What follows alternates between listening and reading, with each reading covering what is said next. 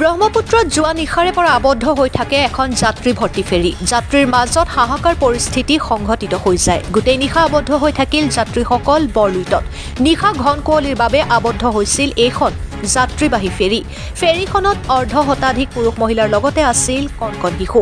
দক্ষিণ হালমাৰাৰ শুকচৰৰ পৰা ধুবুৰীলৈ আহি থকা যাত্ৰী ভৰ্তি ফেৰীখন ব্ৰহ্মপুত্ৰ নদীৰ বুকুত নিশাৰ পৰা পুৱাৰ ভাগলৈ আবদ্ধ হৈ থাকে। যোৱাকালি বিয়লি ৩ বজাত শুকচৰৰ পৰা ধুবুৰী অভিমুখে যাত্ৰা কৰিছিল এইখন যাত্ৰীবাহী ফেৰীয়ে।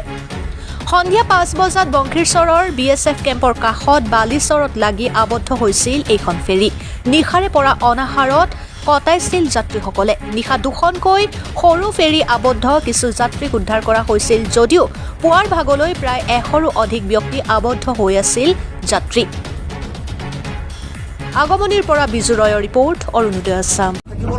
গোটেইটো ৰাতি ইয়াত বয়সস্থ মানুহ, বেমাৰী মানুহ, বাচ্চা মানুহ, সৰু সৰু কণ কণ ল'ৰা ছোৱালীলৈ গোটেইটো ৰাতি ইয়াত থাকিব লগা হৈছে। কোনো জিলা প্ৰশাসন, কোনো বিষয়া, অসম চৰকাৰ, জিলা প্ৰশাসন, আয়ুক্ত, জল পৰিবহণ বিভাগ, মালিক সন্থা কোনো ধৰণৰ ব্যৱস্থাপনা লোৱা নাই, কোনো খবৰ কৰা নাই।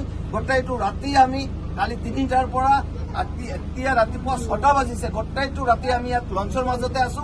কোনো ধৰণৰ কোনো প্ৰশাসনে কোনো ধৰণৰ ব্যৱস্থাপনা লোৱা নাই।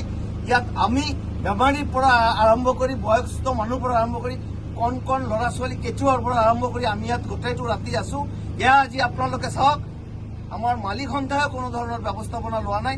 গোটেইটো ৰাতি আমি ইয়াত থাকিবলগীয়া হৈছে। গতিকে আমি আজি আপোনালোকৰ যোগেদি আমি অসম চৰকাৰ, জিলা আয়ুক্ত, প্ৰশাসন, জল পৰিবহণ বিভাগ, মালিক সন্থাক ইয়াক উচিত তদন্ত হ'ব লাগে আৰু আইনসন্মত ব্যৱস্থা ল'ব লাগে।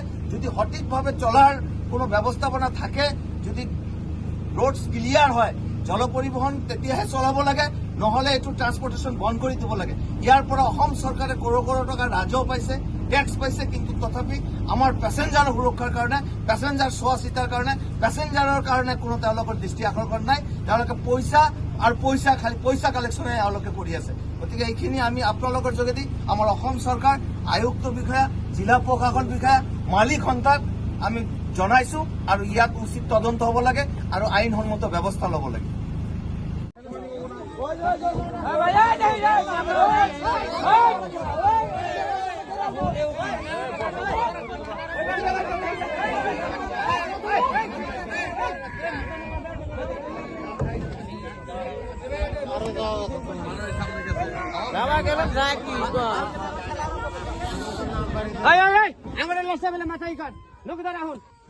নকি ধৰো তো এটা